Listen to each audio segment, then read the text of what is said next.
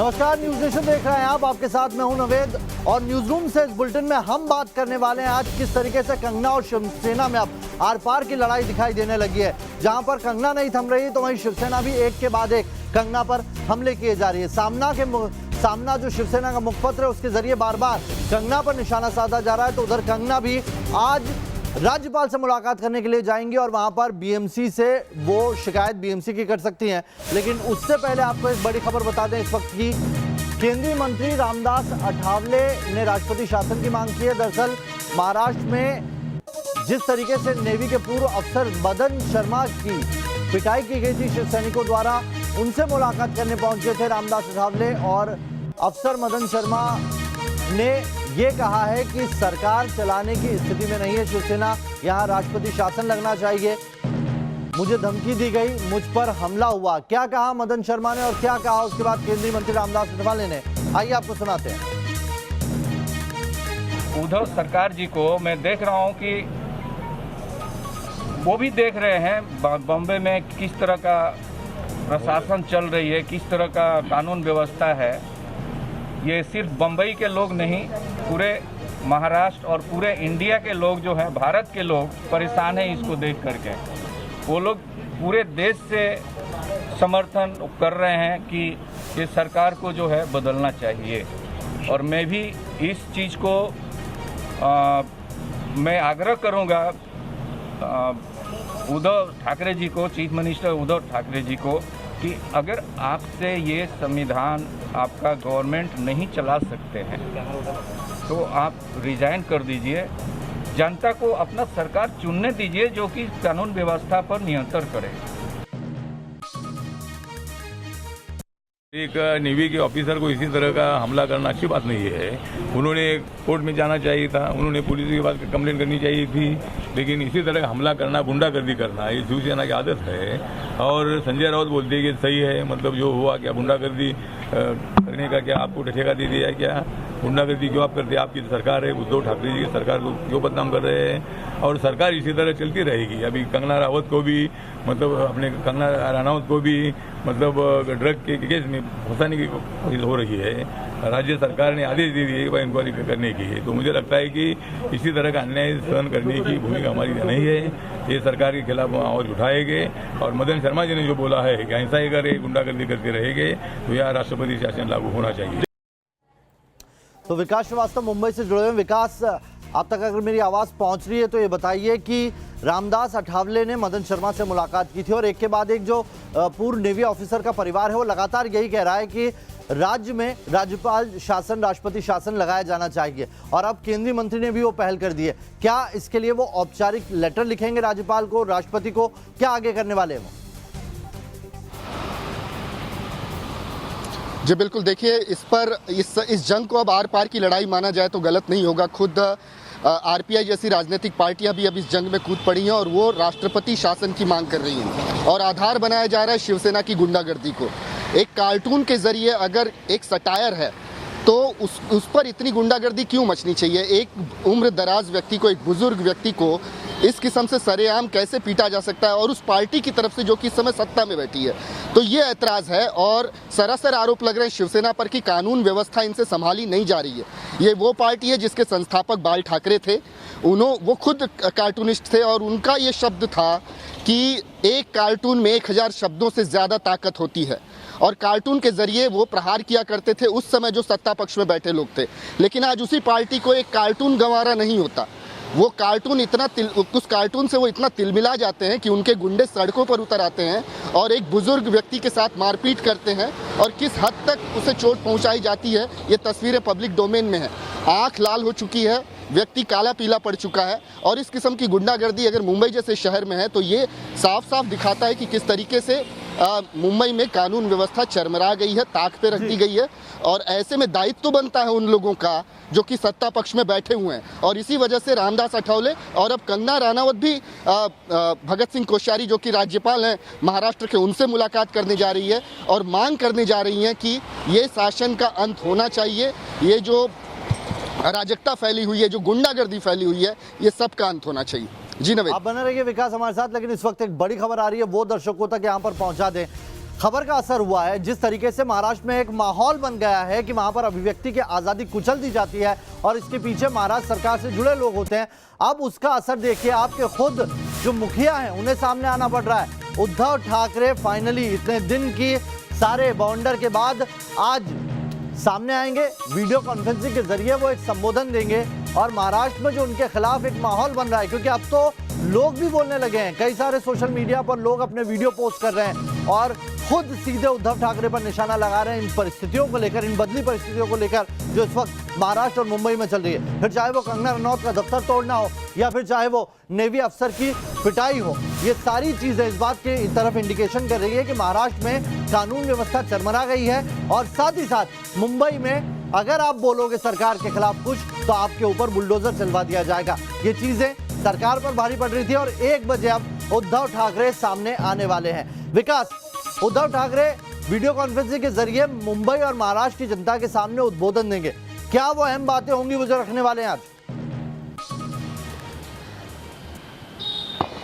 देखिए, शिवसेना के जो हमारे सूत्र हैं उन्होंने हमें बताया है कि ये संबोधन बिल्कुल अलग विषय पर होगा और जिसकी उम्मीद भी हम कर रहे हैं, क्योंकि इस पूरे मसले से उद्धव ठाकरे ने खुद को किनारा करके रखा हुआ है। वो समझ चुके हैं कि वो जितना बोलेंगे पार्टी पर उतना कीचड़ उछलेगा।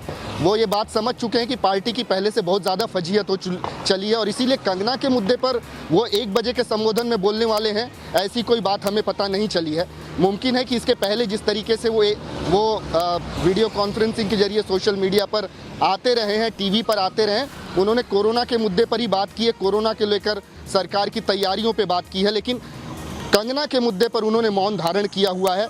डे 1 से वो चुप रहे हैं और फोर फ्रंट में रखा है संजय राउत को। उन्हें जो भी कुछ बोलना होता है या तो संजय राउत कहते हैं या शिवसेना के मुखपत्र सामना के जरिए कहा जाता है, कहलवाया जाता है। लेकिन 1 बजे के संबोधन में इस बात की मुमकिनात बेहद कम है नवेद कि वो कंगना के मुद्दे को छेड़ने वाले हैं। वो पहले से समझ चुके हैं कि कंगना का जो मुद्दा है उसे उठाकर वो पहले से पार्टी की बहुत फजीहत करवा चुके हैं। और मुंबई की वो बात सही है तो हम ये मान के चलें कि जो सामना में बार-बार लिखा जा रहा है वही उद्धव ठाकरे की जुबान रहने वाली है अगर वो कंगना पर कुछ नहीं कहते हैं, और अगर उन्हें इस पूरे माहौल पर कुछ नहीं दिखाई पड़ रहा है, वो चुप्पी साधे रखेंगे तो एक तरीके से वो जो हालात है महाराष्ट्र में वो सुधरते नहीं दिखाई देंगे। आपका शुक्रिया हमारे साथ जुड़ने के लिए।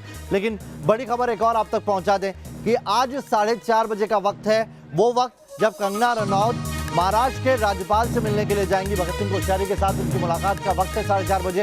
ये माना जा रहा है कि वहां पर वो न सिर्फ बीएमसी बल्कि राज्य की सरकार की भी शिकायत करेंगी। कैसे उनके खिलाफ द्वेषपूर्ण तरीके से पूरी कार्रवाई को अंजाम दिया गया, कैसे उनके दफ्तर को तोड़ा गया, कैसे 24 घंटे के अंदर सिर्फ उनके बोलने और ट्वीट करने की वजह से बुलडोजर चला दिया गया, ये वो तमाम बातें रहेंगी जो कंगना अब राज्यपाल से मिलकर कहेंगी। क्योंकि उससे पहले हम देख चुके हैं कि कंगना बार-बार ट्वीट के जरिए निशाना साधती रही हैं, लेकिन अब वो आर-पार की लड़ाई के मूड में है। एक रिपोर्ट आपको दिखाते हैं इस पूरे अभी तक जो घटनाक्रम रहा है उसको लेकर।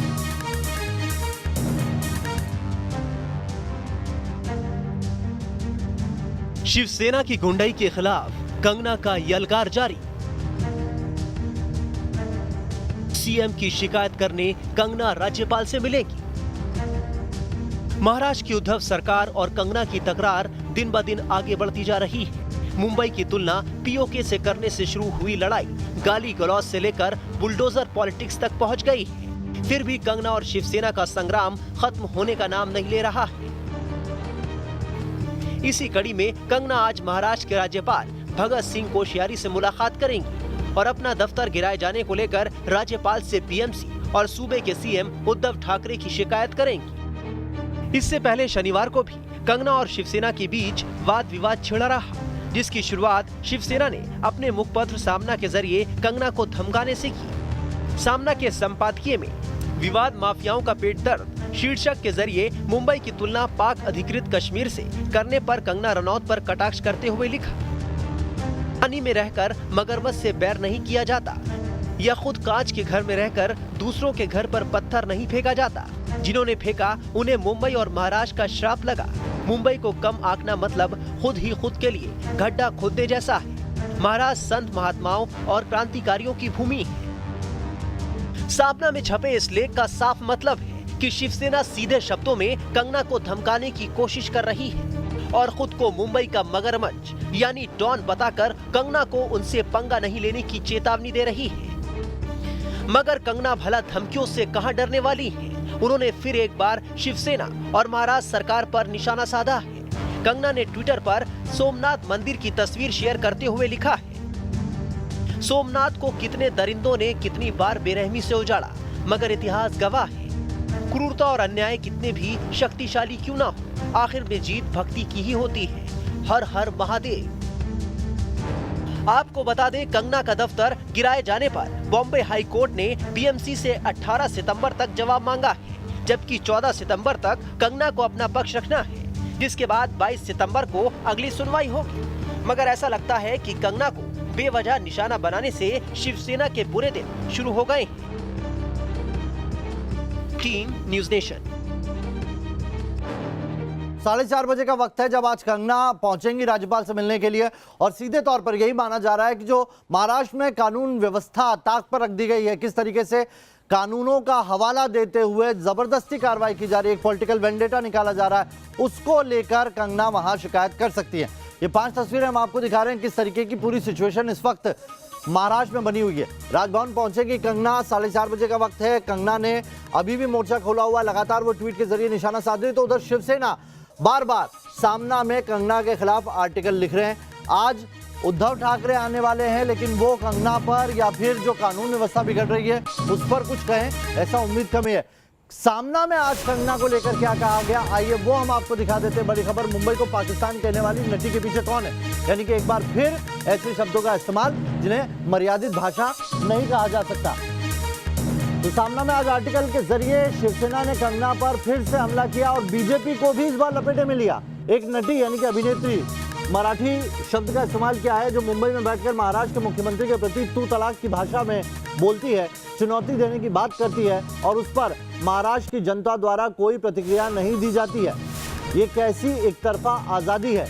उसके अवैध निर्माण पर हथौड़ा चला तो वो मेरा राम मंदिर ही था, ऐसा ड्रामा उसने किया, लेकिन उसने ये अवैध निर्माण कानून का उल्लंघन करके उसके द्वारा घोषित किए गए पाकिस्तान में किया था।